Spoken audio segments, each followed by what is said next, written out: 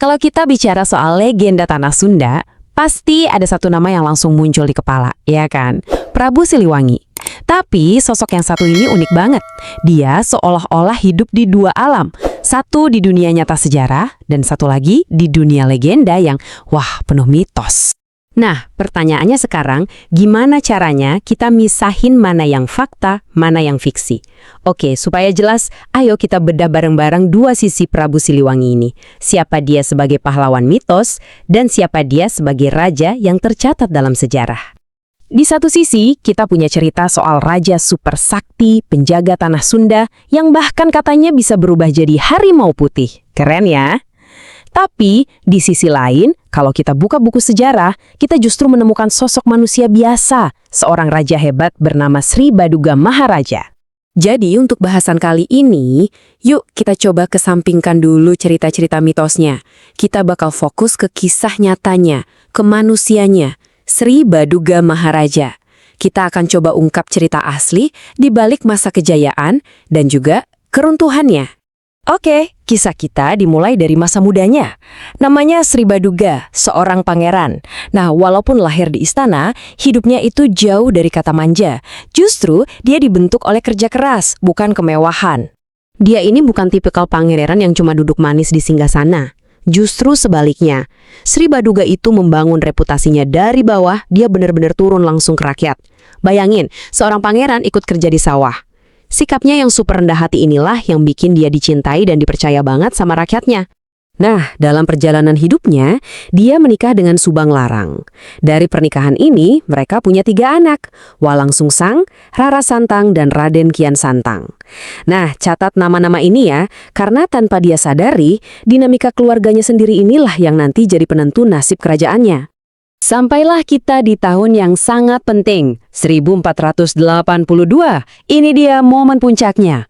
Sri Baduga akhirnya naik tahta. Dan bukan cuma itu, dia berhasil menyatukan 2 kerajaan besar, Sunda dan Galuh, di bawah satu nama baru yang kita kenal sampai sekarang, Pajajaran. Nah, di momen inilah dia dapat gelar legendarisnya itu Prabu Siliwangi. Tapi ini bukan sekadar nama panggilan loh. Ada artinya. Silih itu artinya penerus, dan Wangi itu merujuk ke kakeknya yang sangat dihormati, Prabu Wangi. Jadi, Prabu Siliwangi itu artinya penerus Raja Wangi. Keren ya? Sebuah penegasan atas warisan kebesarannya. Dan di bawah kepemimpinannya inilah, Pajajaran masuk ke era terbaiknya, puncak kejayaannya. Para sejarawan sepakat soal ini. Yuk kita lihat, apa aja sih yang dia lakukan sampai bisa membangun zaman keemasan ini? Prabu Siliwangi ini gerak cepat, nggak pakai lama. Begitu jadi raja, dia langsung gaspol. Dia bangun proyek-proyek raksasa yang mengubah segalanya. Mulai dari bikin telaga besar buat irigasi biar nggak ada kelaparan, terus memperkuat ibu kota Pakuan dengan benteng dan parit, reformasi sistem hukum biar adil buat semua, sampai menjadikan Pakuan pusat kebudayaan yang hidup banget, komplit. Dan hasilnya luar biasa. Ibu kotanya, Pakuan, yang sekarang kita kenal sebagai Bogor, populasinya meledak sampai 50.000 jiwa. Untuk zaman itu ini angka yang masif banget. Ini menjadikan Pakuan kota terbesar kedua di seluruh Nusantara. Wow! Nggak cuma di darat, ekonominya juga menggila. Pelabuhan-pelabuhan di pesisir Pajajaran itu jadi super sibuk. Pedagang dari mana-mana, bahkan sampai dari Gujarat di India, datang buat berdagang lada, beras, dan hasil hutan lainnya. Ini nih, yang bikin Pajajaran jadi kaya raya dan sangat berpengaruh. Tapi, nah ini dia bagian ironisnya. Di puncak kejayaan, justru disitulah benih-benih keruntuhan mulai tumbuh. Dan sumbernya dari kesuksesan Pajajaran itu sendiri, dan lebih spesifiknya, dari keluarganya sendiri. Coba kita lihat perbedaannya. Di pusat ada Pajajarannya Prabu Siliwangi yang basisnya pertanian tradisional. Tapi di pesisir muncul kekuatan baru, Cirebon dan Banten. Mereka basisnya perdagangan laut, lebih terbuka, lebih internasional. Dan yang bikin rumit, yang memimpin di pesisir itu, ya anak dan cucunya Prabu Siliwangi sendiri. Jadi, kota-kota pesisir seperti Cirebon dan Banten ini jadi makin kuat dan kaya karena perdagangan global. Mereka dapat banyak pengaruh dan ide-ide baru dari luar. Pelan-pelan, mereka mulai jalan sendiri, jadi lebih mandiri, dan nggak terlalu bergantung lagi sama kekuasaan pusat di Pajajaran. Dilema besar buah Prabu Siliwangi kan? Di satu sisi ada potensi pemberontakan dari anak dan cucunya sendiri. Di sisi lain, dia nggak mau ada perang saudara. Jadi dia memilih untuk, ya sudah, biarkan saja, demi menjaga keutuhan Pajajaran. Sebuah pilihan yang sangat manusiawi, tapi sayangnya ini justru jadi titik lemah bagi kerajaannya. Dan dari sinilah, keruntuhan itu mulai terasa. Kekuasaan Pajajaran pelan-pelan terkikis.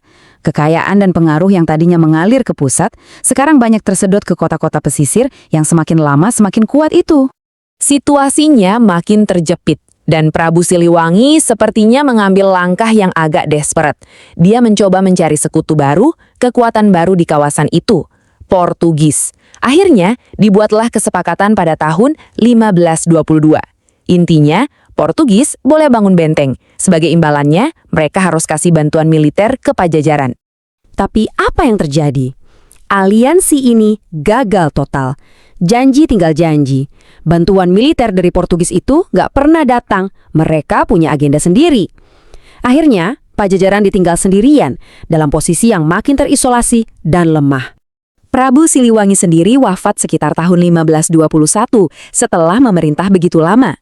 Setelah kepergiannya, kerajaannya berjuang untuk bertahan. Para penerusnya seperti Raja Surawisesa bertempur belasan kali untuk mempertahankan wilayah. Tapi arusnya terlalu deras. Perubahan zaman nggak bisa dilawan. Hingga akhirnya di tahun 1579, ibu kota Pakuan ditinggalkan dan berakhirlah riwayat kerajaan Pajajaran. Jadi, setelah semua itu, apa sih warisan yang ditinggalkan oleh Prabu Siliwangi dan kerajaannya yang megah itu?